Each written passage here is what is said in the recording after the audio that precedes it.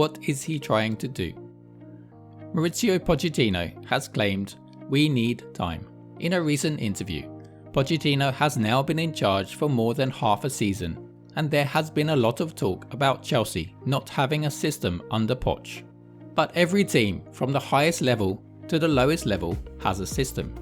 So I wanted to delve into the mind of the Chelsea head coach and try to see just what he wants his players to do. Chelsea have started in a 4-2-3-1 formation 18 of the 24 Premier League games this season. This is the average positions in a recent match against Crystal Palace, where Chelsea had 77% possession. The two defensive midfielders forming a box and protecting the centre-backs, while the full-backs advanced to form passing triangles on the flanks. The 4-2-3-1 is clearly shown in this very first phase of build-up. He instructs his players to play short passes out of defence. Chelsea currently sit 5th in the possession charts with an average of 59.9% possession. The goalkeeper plays short passes 64% of the time, compared to the Premier League average of 53%. The two centre-backs split either side of the keeper, and the two full-backs take up positions in line with the defensive midfielders. The DMs often start out staggered, but can end up on the same line. Further ahead, the centre-forward drops deeper and takes up a position near the attacking midfielder. The two wingers usually hold their positions high and wide, so that they are stretching the playing area. There are some slight variations to this, with the keeper becoming active in play, or Caicedo dropping back between the centre-backs, in which case the full-backs advance further down the pitch. Here against Manchester United, Caicedo is taking the goal kick between the centre-backs, and Enzo is providing a wall pass option, and this means the full-backs are more advanced. The full-back drops to collect a pass and drags the United player with him, freeing up some space, as this attracts the defenders from the United backline.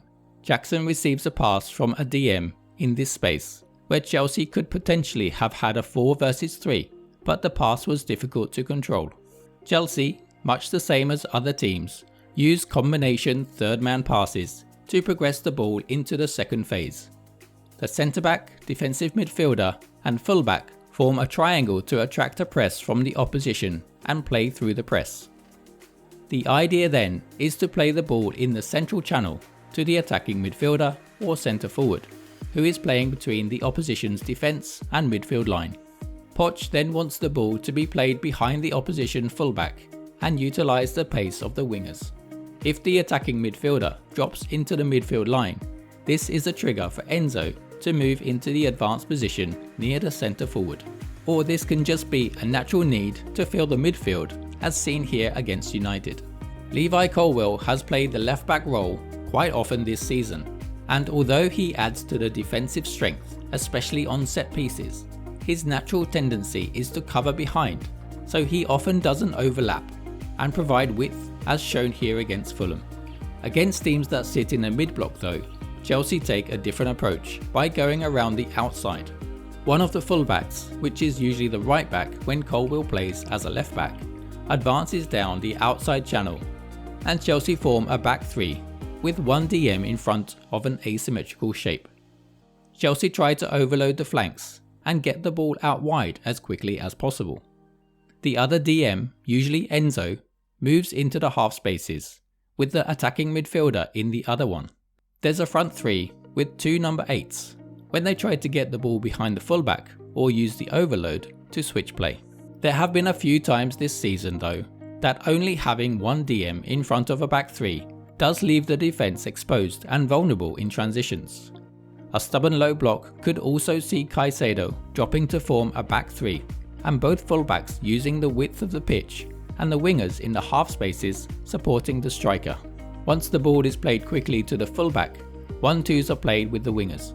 When it comes to creating chances, Chelsea fare quite well as they sit 5th for expected goals and 3rd for big chances created. Getting into the penalty box comes in the way of creating overloads. We've seen the build-up shape with one of the fullbacks remaining as a centre-back and protected by a single pivot. Either side of the pivot is the box-to-box midfielder and the other fullback.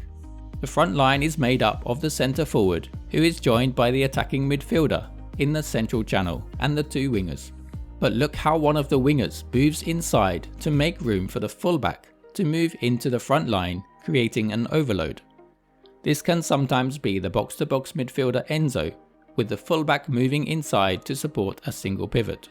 From here, the ball is played into the player dropping off the front line and is played through the gaps. Chelsea sit well above the Premier League average of 1.84 for through balls per 90. When the ball breaks, the forward dribbles at the defence, attracting attention and freeing up spaces for teammates to join. The ball can then be played between the defenders into these spaces. This clip against United shows how a well-timed through ball can put an attacker one-on-one with the keeper. With 31% of attacks coming down the left, 28% through the middle and 41% down the right, could be due to the contribution Cole Palmer has made this season. With the right back joining the front line, this allows Palmer to move into the half spaces, where he is most dangerous. His close control and ability to find an accurate pass through the lines is better used in link-up play. This is maybe why Pochettino likes to use this shape, as it has the added advantage of overloading one side and isolating Sterling or Mudryk on the other. Another part of Pochettino's all-round attacking principles is dribbling. Bettering the Premier League average with 20 dribbles per match. This means Poch's Chelsea are also a capable counter-attacking team. Mudryk, Sterling and Jackson attack with space directly at the defence, attracting attention and opening up spaces for the other attackers. Although with such young players in the team, the final ball needs to be coached. Pochettino instructs his players to press high, and this is done by forming a line of 4 behind the centre forward.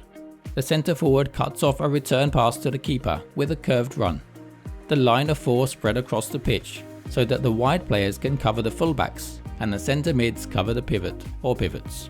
Here, Brozier makes the curved run to prevent Fulham opening up the pitch with a return pass and forcing the defender to play the ball to the fullback, who has dropped back and is now surrounded by the attacking midfielder and winger in the press, forcing a long ball down the flank. So does Pochettino have a system? Of course he does. Is this system right for Chelsea? Only time will tell. What is clear though is that Chelsea have not had a system like this or a whole team filled with such young individuals before, who often don't make the right decision in key areas of the pitch.